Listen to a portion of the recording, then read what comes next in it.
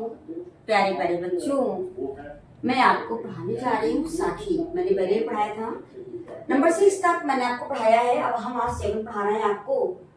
तो हम शुरू करते हैं कबीर दास की साखी। ये आंखड़िया झाई पड़ी पंथ निहारी निहारी, जी घड़िया छाड़ा पड़या राम पुकारी पुकारी।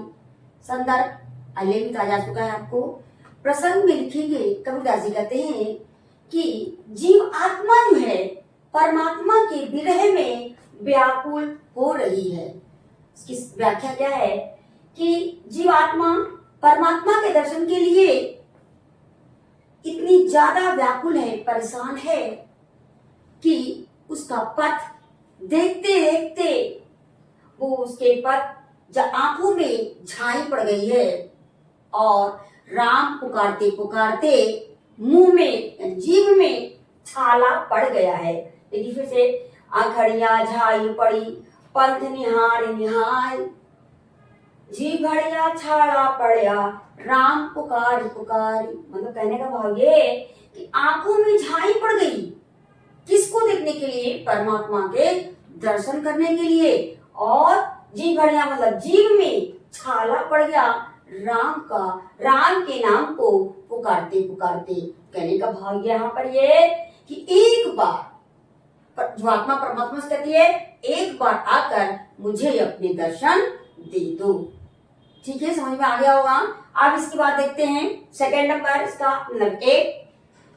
कहा कबीर कहा गर्वियो ऊंचे देख आवाज, काल परियो भूल लोटना ऊपर जामी घास। देखिए, इस संसार में कोई भी चीज स्थिर नहीं है। तो कबीरदास जी कहते हैं कि कभी भी गर्व ही मतलब गर्व नहीं करना चाहिए, घमंड नहीं करना चाहिए। क्या देखकर? ऊंची आवाज मतलब बड़े बड़े महलों को देखकर कभी भी व्यक्ति को घमंड नहीं करना चाहिए। क्यों?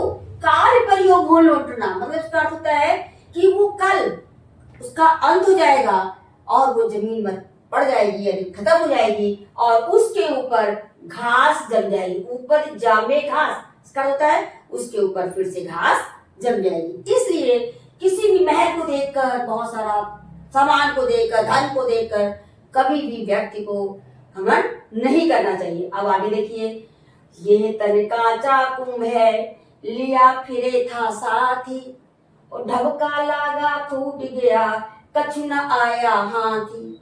कबीरदास जी कहते हैं कि ये मनुष्य जो तन को मतलब हम अपने शरीर को लेकर घूमते हैं, किसके समान हमारा शरीर होता है? कच्चे घड़े के समान।